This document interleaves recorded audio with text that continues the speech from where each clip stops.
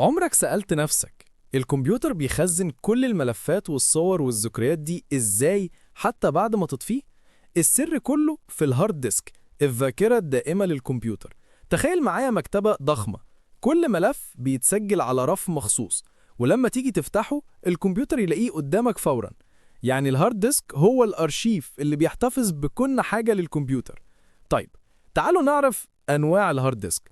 النوع الأول HDD، جواه أقراص معدنية بتلف بسرعة ودراع صغير بيقرأ ويكتب باستخدام المغناطيسية، زي مكتبة ورقية قديمة. البحث فيه بياخد وقت لكن المساحة كبيرة والسعر أقل. النوع التاني SSD، أسرع وأحدث، مفهوش أجزاء متحركة، بيعتمد على شرايح إلكترونية زي مكتبة رقمية، تلاقي كل حاجة أمامك فوراً. والاس اس دي نفسه ليه نوعين: SATA SSD، أسرع من HDD لكنه محدود شوية في السرعة، والNVMe SSD بيشتغل عبر واجهة PCIe فسرعته أعلى بكتير، وبتحس الفرق ده لما تفتح الألعاب والبرامج كأن جهازك بقى سريع جدا. وإنت لازم تتأكد إن جهازك بيدعم الواجهة دي وعنده المكان المخصص لتركيبها عشان يشتغل بكفاءة. طيب، الهارد ديسك بيتصنع من إيه؟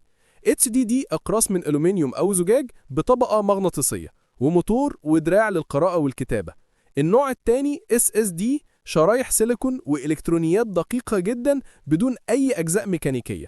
ولو قارنا بينهم HDD بيديك مساحة أكبر وسعر أرخص لكنه أبطأ وحساس للصدمات.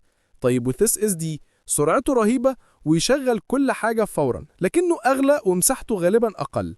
يعني باختصار الهارد ديسك هو ذاكرة الكمبيوتر الدائمة، من غيره مفيش نظام تشغيل، مفيش برامج، مفيش ألعاب.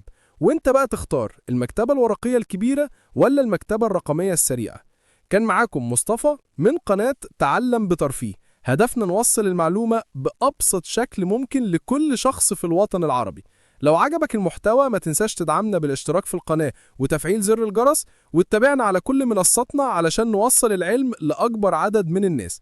خليك دايما معانا وتعلم بترفيه.